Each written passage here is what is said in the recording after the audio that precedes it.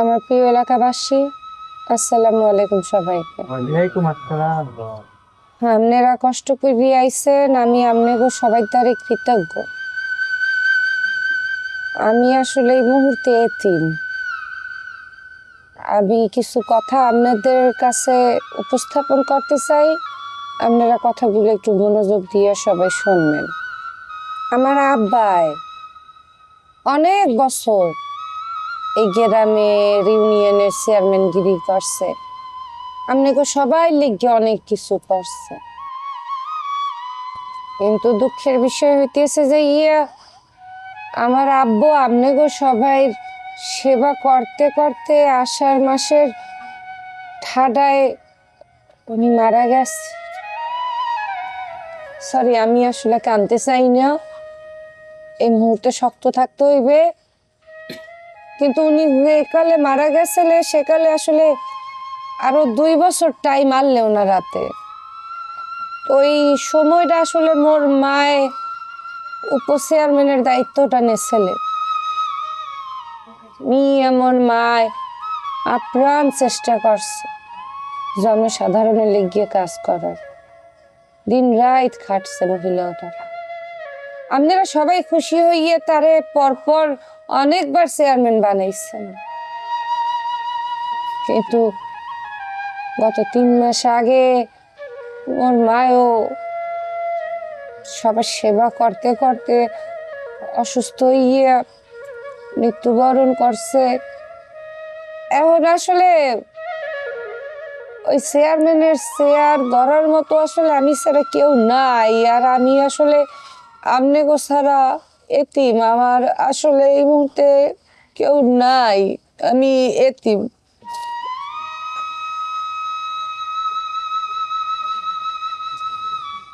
কান্দিস না ভাগ্নি, কান্দিস না, মনটারে শক্ত হর।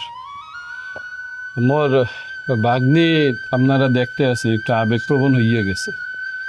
আপনারা যদি মোর অনুমতি দেন তাহলে মুই মোর বাগ্নির পক্ষে টেন 2-4টা কথা কইতে পারি।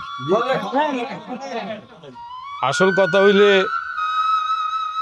আজকের এই অনুষ্ঠানের সম্মানিত সভাপতি, আপনাদের সকলের সুপরিচিত তরুণ প্রজন্মের নেত্রী, অগ্নিঝরা নেত্রী, লৌহ মানবী এবং বংশ পরম্পরায় যার রক্তের মধ্যে বইতে আছে চেয়ারম্যানের রক্ত।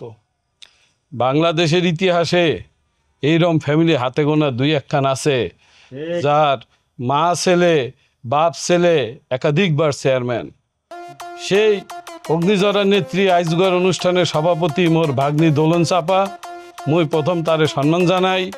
এইখানে উপস্থিত আছে এই গ্রামের গণ্যমান্য ব্যক্তি এই সবুর কাকা, যিনি একজন বিশিষ্ট ব্যবসায়ী, সেই সাথে এই চেয়ারম্যান বাড়িরে সারাটা জীবন সাপোর্ট দিয়ে আসছে।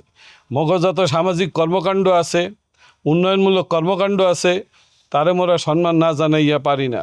বিষয়টা হইলে এই গ্রামের মানুষ, এই ইউনিয়নের মানুষ বিভিন্ন প্রান্ত থেকে এখানে কষ্ট হইতে আসছেন মোর ভাগ্নির আহ্বানে। নতুন করে এগো ব্যাপারে কিছু বলার নাই। মোর দুলাভাই চেয়ারম্যান আসলে, মোর ভাগ্নি বলছে, মোর বইনও আসলে। এখন আপনাদের কাছে মোর একটা অনুরোধ যে ইয়া তার হক, ইয়া তার দাবি। তার মাটা রানিং চেয়ারম্যান অবস্থায় মরিয়া গেছে।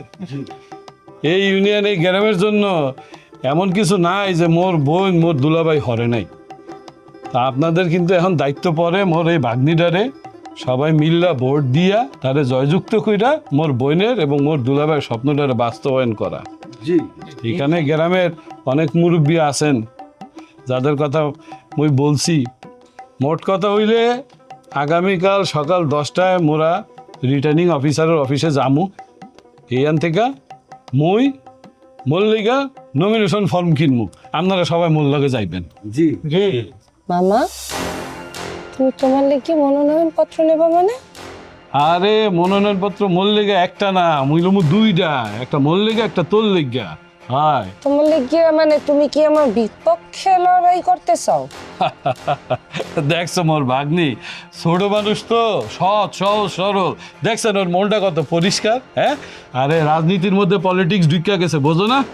এই যে মগ গ্রামে যে সব শত্রু মত্রু দাঁড়াইছে, এরা যদি গুটি কাটি কইরা কোনো কারণে ধর তোর নমিনেশনটারে বাতিল হইয়া দেয়, কোনো আইনের ফেরে ফেলাইয়া দেয়, তখন সাপোর্টিং হিসাবে মুইও একখান নমিনেশন নিয়ে রাখমু। কারণ তুই কি ঘরের বাইরে এই জিনিস দিতে পারবি না। এই সবাই করে, সারা দেশে মনে করছে 4টা 5টা না এমনকি 10টা পর্যন্ত নমিনেশন পত্র কেনে।